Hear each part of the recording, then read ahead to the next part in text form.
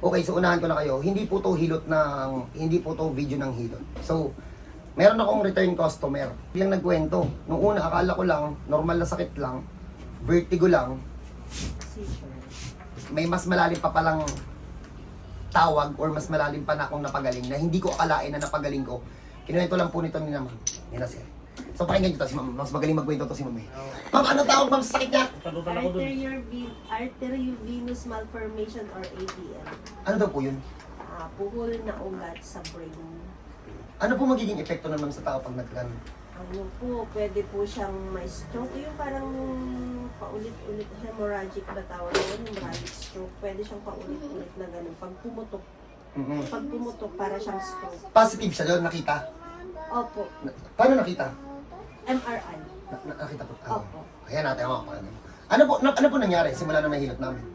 Ano po, nawala po yung, ang una ko kasi napansin sa kanya nung pag-uwi niya, nadapa yung anak niya nung umaga, kinagabihan, nagkwentuhan kami, hindi niya maalala. Ganon siya. Tapos, lagi niya inaalala yung ngalay. Kasi Grabe. tinanong ko po siya nung pauwi kami, naka-jeep kami dahil traffic. Sabi ko, Papa, nagkakaroon ka ba ng pagkaulyan? Na nakakalimutan. Sabi niya, oo. Minsan nakikita ko yung tao, kilala ko pero hindi ko maalala yung pangalan. Uy, Ginanon niya ako, kaya kinabahan ako. ano pangalan ko sir? Teka lang, confirm lang natin. Sir, ano pangalan ko sir? Ano yan? Ito sir, ano pangalan? Hindi ko pala pala yun. Si John po. Nakakalimutan ko eh. Totoo? Sasalita ako sa asawa mo. Hindi ko kabisado yung mga... Ito, sir, ano pangalan niya, sir? Che. Di ba? Che. Tapos Ah, sir. O ano po nangyari ma'am? Kamusta na po si sir ngayon? Makita niyo naman sir, tumaba siya. Tumangkad. Nagkabuhok. Nagkabuhok. Hindi sir, hindi ko Oo. talaga pinakalbo kasi may event to eh. Sabi ko, akyat ka. Tapos po, Nawala yung lagi niyang ginaganon yung balikat niya dati. Sabi ko, paano ko sabi niya ngalay? Isa po yun sa St. Thomas eh. Tapos yung, ang tawag doon yung, ano ba iba? Blurred vision. ay, kinikwento mo, nakalahati na lang ng tao nakikita mo. Yung mukha ng tao, Inamin kalahati niya na sa lang. akin nung Oh, nakabalik na siya. pakinggan nyo ha, tamo. Yung tawag daw doon sa sakit niya, kapag may symptoms daw yun na, pag tingnan mo yung tao, kalahati na lang daw nakikita mo. Kasi malabo na daw yung kalahati. Tapos ano pa kuya? Kalahati yun lang, kalahati yung mukha. Tapos mga ilang segundo din yun bago bumalik. Pinipikit-pikit ko lang. For how many years mo yung naramdaman? Itong year lang. June 2024 nangyari yun. Father's Day yun. Tapos, Doon siya nag-seizure una. pagkatapos mahilot, ano nangyari? Wala na lahat yung ano. Tawa, hindi natin alam to eh. Okay naman. Oo, pagtapos mahilot. Pagtapos mahilot, ano kaya naging epekto? Ma'am, anong naging epekto kay sir, ma'am? Yung pag-aalala ko noon, napalitan ng kumpiyansa na okay siya. Kasi lagi siya tinatanong, kamusta? Lahat daw ng sign na wala.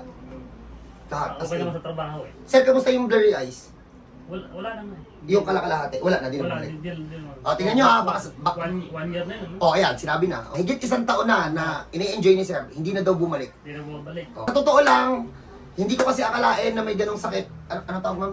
IP. AVM, arteriovenous malformation. Pati ako nira. Tunog mayaman oh. Hindi ko alam talaga kung ano yung tawag sa sakit na yan. Rare daw yan ma'am. Congenital or nadisgrasya pagkabagok sa ulo na napabayan. Ganun siya na teenager siya na Disgrasya ako nun eh. Disgrasya sa Tapos, bike. bisikleta ba? Bangga sa pader eh. nahimatay. Hindi pa uso nun yung ipa-CT scan agad pag nadisgrasya. Siguro doon ko Pinalo pa nakuha siya. siguro yun eh. O yun, guys, kaya ko lang to binidyo tong kwentuhan na to. Kasi sa totoo lang, hindi ko kasi alam talaga kung ano pa yung mga kaya kong gawin. Ngayon ko lang narinig yung tawag sa sakit na yun eh. Saka, ngayon ko lang narinig yung blurry eyes na sinasabi ni sir na nagiging kalahati. Nagbablur. Ano yun sir, nahihilo ka?